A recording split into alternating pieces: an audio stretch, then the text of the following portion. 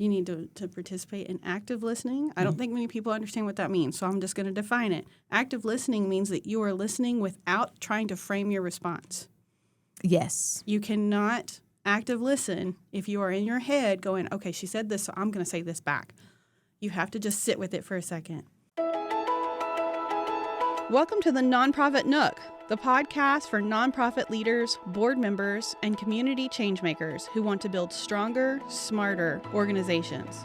I'm your host, Wendy Kidd, a longtime business owner and nonprofit leader, and I'm here to bring you real talk, real tools, and real stories to help you thrive in the nonprofit world. I'll be talking with local nonprofit leaders, community changemakers, and experts in everything from board development to fundraising and digital tools, sharing real stories and simple strategies you can actually use. Because running a nonprofit is hard, but you don't have to do it alone. Let's get started.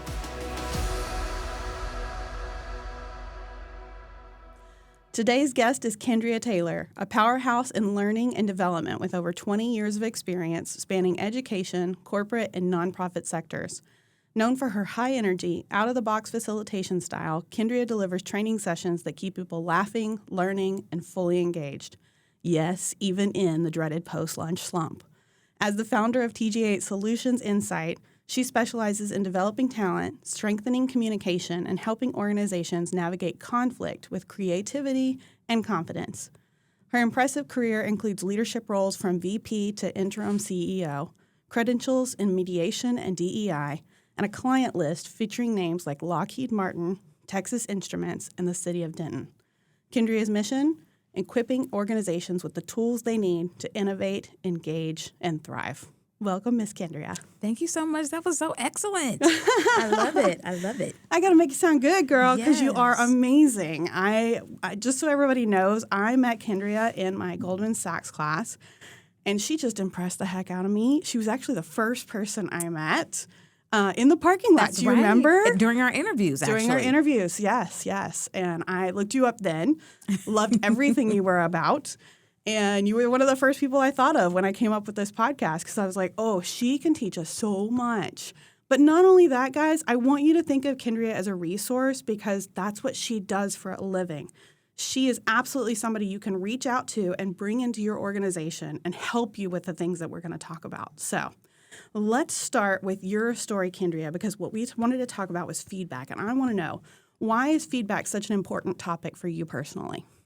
First of all, I love talking about feedback.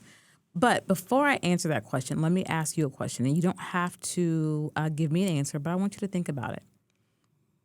Who was the first person that gave you feedback? Where did that feedback come from? Where were you at when you got the feedback? Right? How did that feedback make you feel? Oh, not good. Right? So you've already attached, when you think about the very first time you got feedback, you've already attached a feeling of, and it probably makes you anxious now just thinking about it. So we're in the workplace and we're trying to push and drive and even pull people towards the mission, right? And so people are carrying these things, I like to call my training classes, in their imaginary backpacks. We don't know what people are bringing to work. Right? Yeah. So I will tell you, my very first piece of feedback that I carry with me everywhere came from my mother. And if people think about it, it probably came from a parent or a sibling, a little league coach, whatever. Mm-hmm. But whatever that feedback was enough for you to really think about it. And so this is funny to most people. I said this in a class last week, and some guy just spit out his water when I said it. And I was like, I'm still in therapy for this. So anyway, the very first piece of feedback that I got was from my mom. Now, here's the deal. I have 8 other siblings. And so my mom is quick and in a hurry with the feedback and everything. And I would ask the question. Time. With that many kids, no she ain't got time. Yeah. Right? And so I was like, Mom, I'm thinking about these classes and I'm just not really sure. And she was like, look, you can't be ugly and stupid. So go ahead and take the AP classes. Right? Oh, my goodness, I love it. Well, you can't change ugly, I guess. So I better take these AP classes.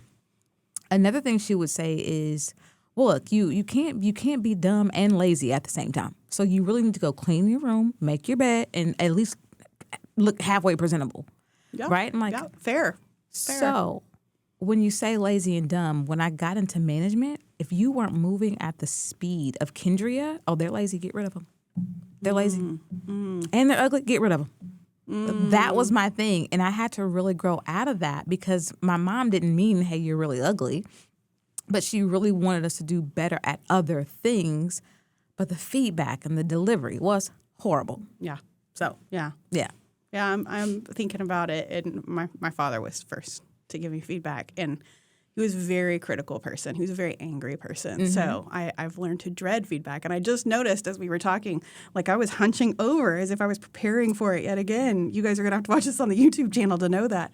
Yeah. But I gotta stand back up and relax because that's not about to happen right now. So it's fine. So if your listeners think about the first time they got feedback, I want you to think about what feeling do you attach to that. And we're going to share some tools and tips today to kind of help you get over that. Yeah, yeah. When we talked about this podcast, something you said that really stuck with me was feedback can either help you keep top talent or drive them away. Can you share, have you seen that kind of play out? I know I've seen it play out. Absolutely.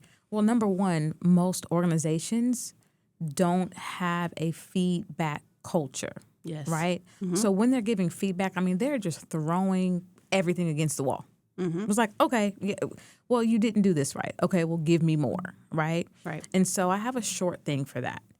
If it's not BS, then it's BS, right? If you're not being specific, then it's BS. Yeah. So be specific with people. And the way you drive talent away is you don't tell them, number one, they're doing a good job, so you're not reinforcing, but you're also not redirecting, saying, hey, this was really good, but I would have loved for you to add this on.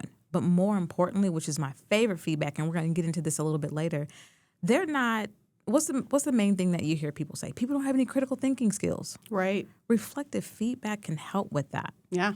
They're not reflecting, okay, well, tell me how you think that went. Tell me how you think that project went. You don't get a chance to listen to the logic behind why they did what they did. So people are like, my boss really hates me or they don't like me. I don't know what I'm doing. I don't know if I'm coming or going. I don't know if it's good or if it's bad. All I get is, okay, good job. Okay, good job. What?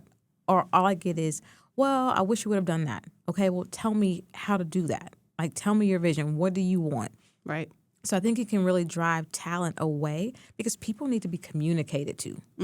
And I can give you statistics all day long about how not communicating and miscommunicating can hinder projects, can hinder the outcomes.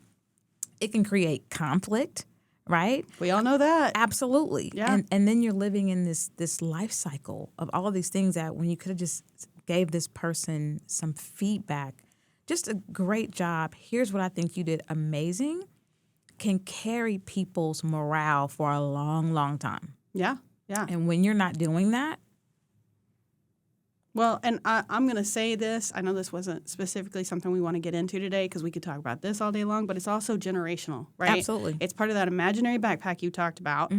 And something I learned as a boss is, as a Gen Xer myself, I am thinking if I don't get feedback, I'm doing a good job.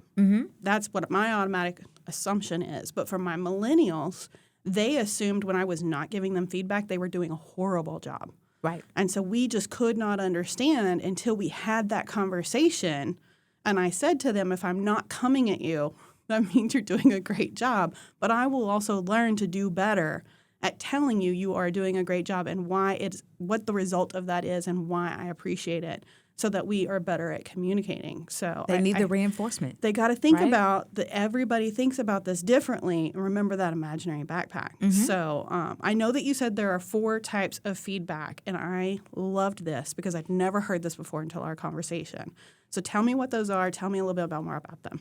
So we are talking about all of them except for one. So I'm going to bring impact feedback back into it. But going back to that generational, right? So if you're not reinforcing someone. So reinforcing is the first type. Reinforcing is the first type. And that is your, hey, great job, right? When you said to your people, if I'm not coming at you, you're doing a great job, which means you're only coming at me when I'm not doing such a great job, when I need to be redirected. That led to some other issues. And so as Gen Xers, we're like, if leave me alone if I'm doing a great job. But people need to hear that reinforcement. So that's the first type of feedback. Just reinforce that I'm doing a great job. Why is that important? Because I will keep doing it. Yes. It will continue to build my morale. It will also build trust and credibility with the leader because I'm going to trust that you're going to tell me when I'm doing a good job. Yes. Also, when you redirect me, here's what I love about redirection. That's our second type of feedback. That's the second type of feedback. What I love about redirection is it's just like driving a car. If you're giving little redirectives, consistently, then we're going to hit the mission. All I'm doing is just redirecting you. So what that looks like is, hey, I loved what you did here. Do you mind if I give you some feedback? Number one, asking someone if they mind giving you feedback, 10 times out of 10, they're going to say, oh, no, I don't mind. Right? So now you've already opened the door for feedback. Yes. So let me just give you a redirection on this. Here's what I would like to see. How do you think that we can implement that? Right? Mm-hmm. Now you're getting their buy-in. But they start to trust you, and there's credibility built on both ends because they trust that you're going to come to them and tell them when I need to be redirected. Right. The third type of feedback is impact feedback. Impact feedback, how are you impacting the others around you? Mm-hmm. When you turn your projects in late, this impacts everybody on the team, and here's why. So a lot of us and a lot of millennials and just, generationally, people like to be individual contributors, right? Yes. Right now, there's an issue with people wanting to be leaders. All of the organizations that I work with say, nobody wants to be a leader. How can we get people to be leaders? Number one, you're lacking a feedback loop. Number two, people are individual contributors, right? So when they don't think about their teammates, they're like, well, I'm doing my thing. If I don't turn it in on time, no. How does this affect the overall picture? So you have to ask questions that allow them to think about how are you impacting the end result, your end user, or the impact to your team. The one I love, which is the fourth type, is reflective. Mm-hmm. I don't care who you are. I don't care what age you are. Reflective feedback is always the way to go because reflective feedback opens up the door for the other types of feedback. Okay. If I say, let's have a feedback, conversation about this project. First, tell me how you think it went on a scale from 1 to 10. Mm-hmm. Now, they may say a 7, and you may be thinking it was a 3 in my opinion. Right? You don't have to say that. Right. But you may be thinking it's 3 in my opinion. But all you have to say is, okay, it's 7. Tell me why 7. How can we get you to a 10? They tell you, that gives you the opportunity to listen to what they think they could have done better. Mm-hmm. And that gives you the opportunity to layer in what they could have done better, right? Absolutely. Yeah. And so there's 4 types of reflective feedback, but we'll get into that in a little bit. So reflective feedback has 4 different questions, which is going to be a little thing that your listeners get at the end. Right, right. So in each type, there's a different purpose for each type of feedback. How does each of those develop people? How does it help you develop your team which one of these does what for people? So again, I'll start with reinforced. Reinforced feedback just allows you to help build morale in your team, build confidence. Yeah. Right? When you build confidence, you also build an inclusive culture. And I say this because people aren't scared to ask a question. Mm-hmm. People aren't scared to say, I did this really well, but you know what? I could have done this better. Right? Yeah. And so you start to build this psychological safety that people can say, you know what, this person's always really great at giving me feedback. So that builds confidence and it's a morale booster. And it can sustain you when change is happening, when things are going on that's not so good in the organization, right? At least I'm clear on what I need to do. And clarity is something that everyone needs when change is happening, transition's happening, and things are uncertain. Mm-hmm. The redirective feedback, honestly, when you tell someone that, hey, I'm giving you some redirection. Why? Because I don't want to compromise the integrity of the work that we do. Mm-hmm. I don't want you to compromise the integrity of the work that you're doing. To me, I'm gonna build trust with that person. Right. Because they want me to be better. And when you deliver it like that, and delivery is important, right? So when you deliver it like that, then I understand they don't want me to compromise my work, and me either. The impact feedback, like I said, why is that important? Because it's not just you there, and you need to understand that you are a part of an ecosystem at work that can also compromise the integrity of the work. Yeah. Can also hurt morale or confidence if you are not thinking about the team as a whole. Right? Especially if you're looking to be in leadership or you are a leader. And then reflective feedback, to me, it's just solid, in your face. Tell me what you did. What do you think? But it allows the person receiving the feedback to critically think about what I did, what I can do better. How can you support me in that? Mm-hmm. If I'm giving you reflective feedback, one of the things I'm also letting you know is I'm supporting you. So let's talk about it. Yeah. How can I support you in that? Yeah. Right? So it shows the support from your leaders and the people around you. And reflective feedback you can ask yourself, right? Mm-hmm. Reflective feedback you can ask your peers. It creates this 360 loop of ongoing feedback, which is why I love it. It's my favorite. Well, and I like the approach of it. I'm sitting here thinking about all the times that I've asked the team for feedback, but I didn't say the specific things that you're saying. Mm-hmm. So I just said, well, what do you think? How do you think it went? Give me your feedback. I just kind of actually cut through the rating of it and went straight to the feedback, and I should have paused and said, how successful do you think it was? Right. Right. Give me that scale. And sometimes when you ask people, how successful do you think it was? Great. Well, what does that mean? It's very different for you, but on a scale from 1 to 10, then you can now we can level set. Exactly. I think it's very interesting. So many leaders think they're giving feedback. Like I said, I thought that I was doing that well, but, we all make mistakes. So what are some of the common mistakes you see leaders give when they're giving feedback? Oh, my goodness. So the delivery of the feedback, right? The delivery of the feedback. And just the tone of voice and the way you're delivering the feedback, rushing of the feedback, not being specific. We talked about my story, right? One of my stories is I thought I was doing an amazing job, and I feel like I was. And me and my boss at that point weren't necessarily getting along over some other things.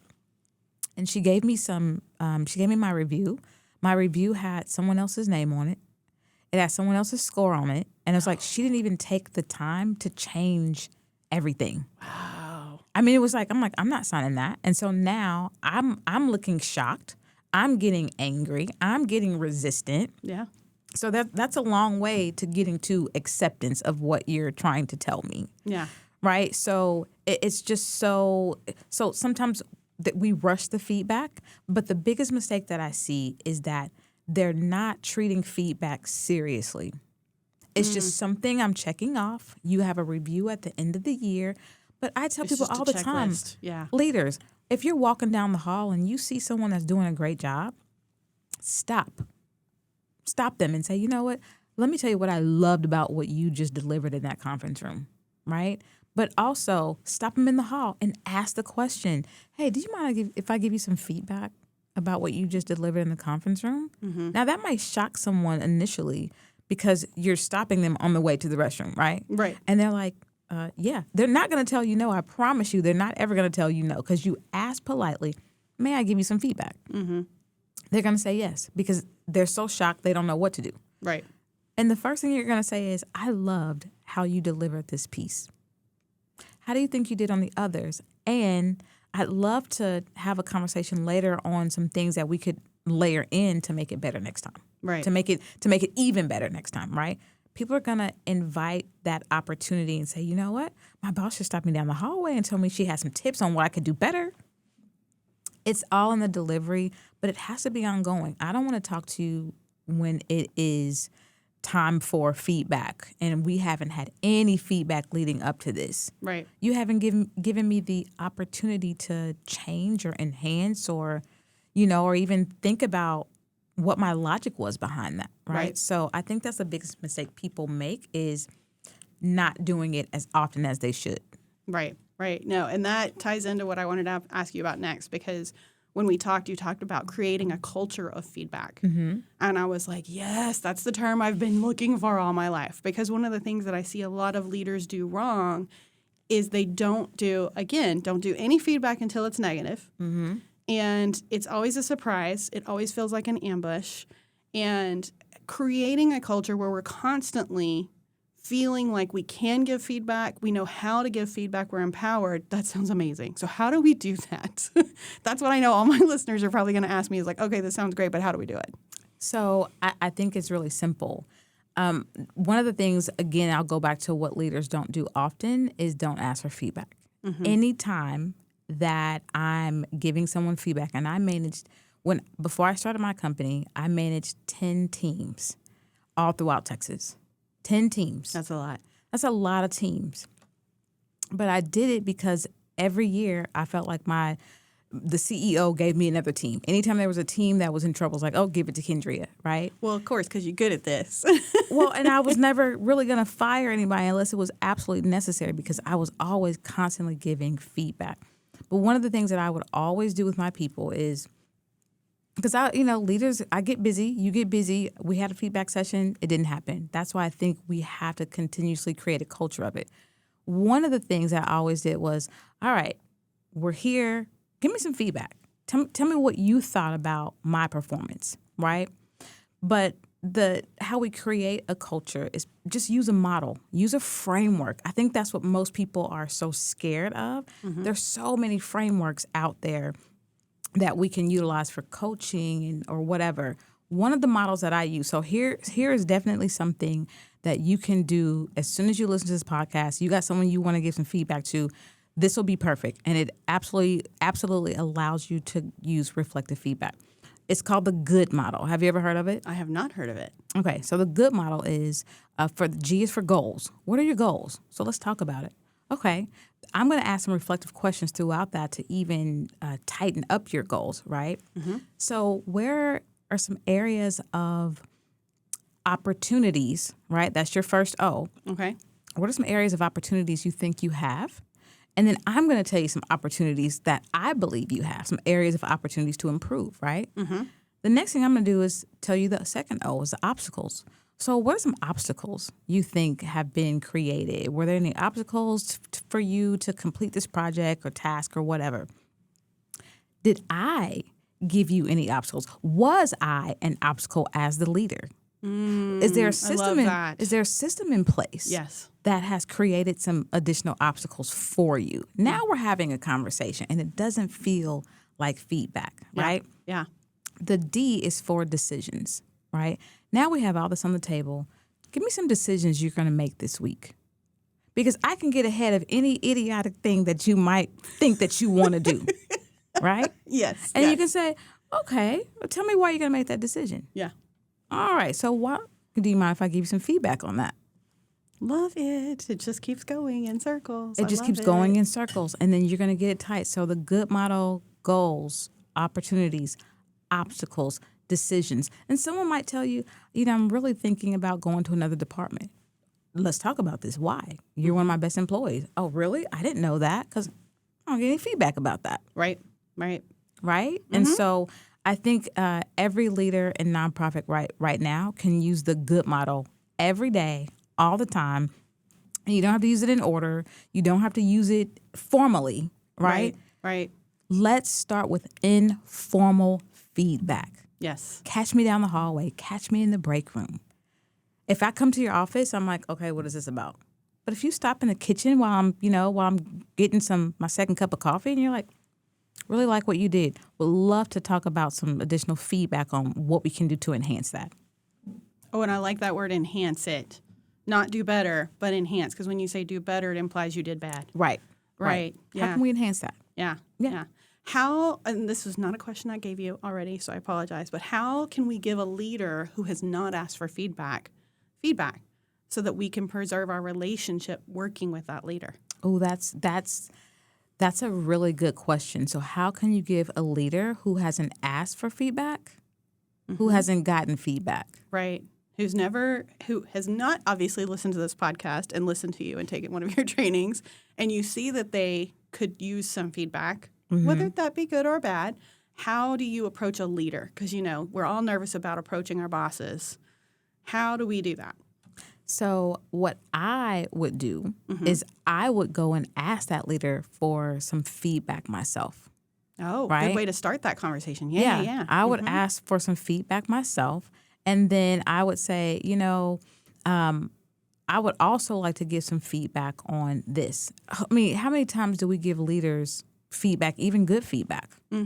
Right? They've made this small little incremental decision, and it's like, oh, that was really great. But no one ever says that. Well, and I will say as a boss, I appreciated it. There was one moment, and this is the one I wish I remembered when you asked that question. Okay. I had an employee who actually emailed me after I had done all the team reviews that year. She emailed me and said, I realized nobody gave you a review. And I just wanted to say that you're doing such a great job. And I cried. I broke down. That just hit me so hard. I felt so blessed in that moment. Yeah. Because she wanted to give me good feedback, and she didn't see a way to do it. So I learned to do that, give them more opportunities to do that. But for her to reach out to me, it really brought us closer together, honestly, because it gave me the ability to trust her and know that she trusted me and that we could talk through anything. Absolutely. So, and the good model works with the leader. What if someone came to you as a leader and said, "Are there any areas of opportunity that there's out there that I can help you?" Yeah. And the leader might be like, "Not that I know of." Well, I have one. I thought of one for you. I thought of one that I could really help with. And well, why do you think I need that help? Well, maybe you do, maybe you don't, but I know you need the help. I'm coming to you with this opportunity. Well, I don't know if you're utilizing your entire staff in a way that we can support you better. That's a good one. Well, let's have a conversation about it, right? That's a really good one, yeah. Because we all have areas of opportunity. I hate to say weaknesses, but we all have areas of opportunity. That's a good way of putting it. I like that. So the good model works both ways. I love the good model. I'm totally going to write that down and use that moving forward. So for leaders who are nervous about giving feedback, because I know so many people in nonprofits, they came into this because they have a passion for it, not because they came in this to manage people, right? So, and we all manage people, whether it be staff or volunteers in the nonprofit sector, especially we manage volunteers a lot. What can we do? What's some mindset shifts or some strategies that we can recommend so that they can worry about it less? So here is what's critically important. Everybody is different. There's a lot of people in the world, but there's only a few types of personalities, right? People fit into those personalities. So the one thing that I would tell your listeners to do is just kind of observe your people. Are they direct? Give them direct feedback. Yes. Right? Those of us who are direct, I'm speaking for myself, need direct feedback. If they are very task-oriented, they need to understand the specifics, right? Yes, they need examples. If they're very analytical, you better come to them with data, right? Because otherwise, they're going to be like, okay, that was great. You can go to my office now. They need data. True. And if you have someone, I call these like your energizer people. I do this, I have this assessment, this communication assessment that I do, and I call these people squiggly lines. I love the reference. These are the people you want to catch down the hallway first because they're going to be sitting in your office like, okay, what do you got to tell me, right? And it's going to go one ear and out the other.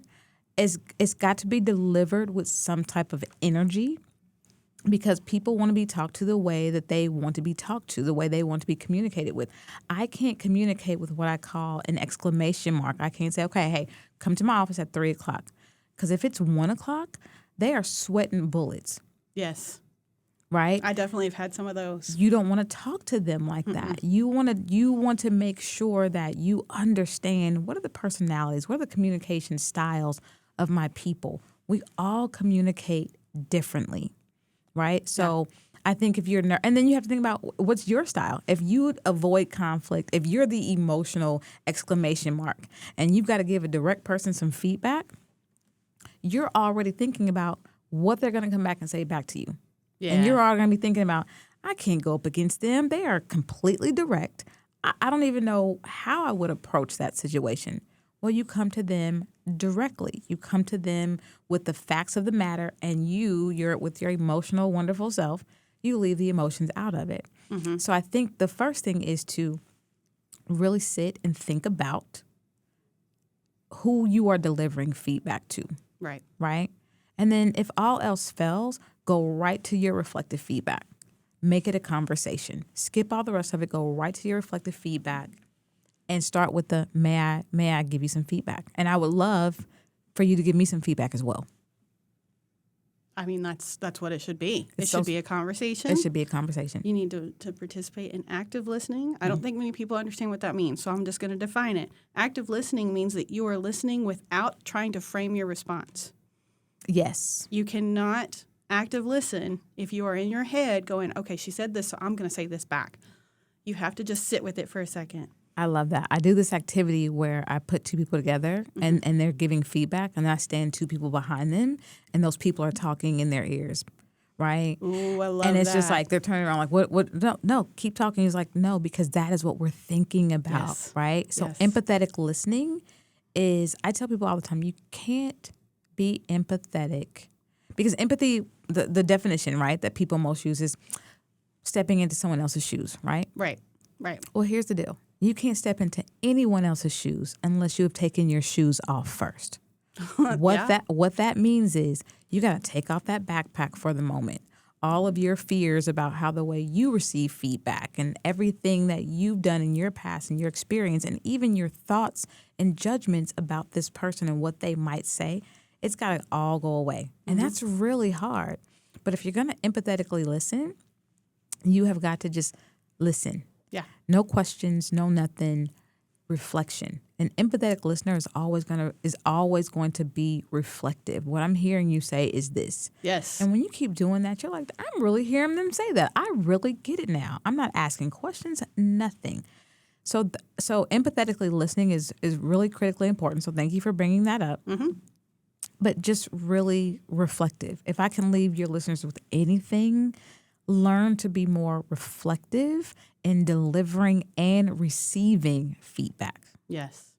Right, so- Wholeheartedly, 100%. That's Yeah. what they should take from this. If you are scared or just nervous, do some reflective feedback on yourself. How am I stepping into this feedback session? What should I expect from this feedback session? Right? Be reflective with yourself. It gets easier. I use it all the time. It's like a muscle. The more you work it out, the better you're good with it. It's stronger and stronger. So, yes. I disarm so many people. And so I'm teaching a class on the reflective mediator next month. I disarm so many people by simply sitting back and saying, tell me more about that. How did you feel about that? Yeah. How'd that work out for you? On a scale from 1 to 10. And then walls are just breaking down. Love it. So. Love it. And this is why you're a mediator. So, yes, if you have conflict in your organization, you can call Kendria. Just putting it out there for you. I appreciate that. Okay, before we wrap up today, I know that you prepared a little something for our listeners. You want to talk about that? So actually 2 things. So if your listeners go to my website, remember I talked about the different communication styles? Yes. They can go to my website and the communication styles will pop up. The communication assessment will pop up for them. They can take it for free. Awesome. This is something that I charge organizations $75 for, right, per person. So you'll know what type of personality is this person. It's going to give you their value system, how they work under pressure, all of these things. So that's the first thing that you can do. Okay, tell them your website. www.tg8solutions.com. And we will have that in the show notes, but just for those who are listening Yes. while driving, if they want to look it up as soon as they get stopped, there it is. Absolutely. And it'll pop right up for you. Yeah. The other thing that I have prepared that once they do that, I will send them the 4 different types of reflective questions because there's 4 different types, 4 different categories they can use. We talked about the scaling 1 to 10, right? But there's also observer perspective questions. There's also miracle questions. Miracle questions help people think about future. Okay. Right? Yeah. And so if I had this tool, what could I be doing? That's a miracle question. Future-oriented question. So I'm going to send them the 4 different types. give them some examples, and then they can take those and utilize that as I have this first feedback session. I'm going to go through these reflective types and ask what I need to get from this person. Yeah. So I love this. Yeah. Guys, I'm going to go get these little freebies. I don't know about you, but you need to go get them. Check out the show notes. I will have all the links. And Miss Kendria, thank you. This was so much fun. And I hope that everyone finds it as useful as I did, because this is something I could talk about all day long, because I think it builds stronger organizations, period. absolutely. Thank you for having me. And I have fun too. I'm sure I probably nerded out a little bit, but I love this. We welcome nerding on this podcast. Good, okay. It's great. It's great. All right, guys. Well, thanks so much. That was the NonProfit Nook. See you next time. Thanks for listening to the NonProfit Nook. We're building better nonprofits together. If you found today's episode helpful, please subscribe, leave a review, and share it with other nonprofit leaders who need support. Follow the NonProfit Nook on social media and sign up for our email list for extra tips and updates.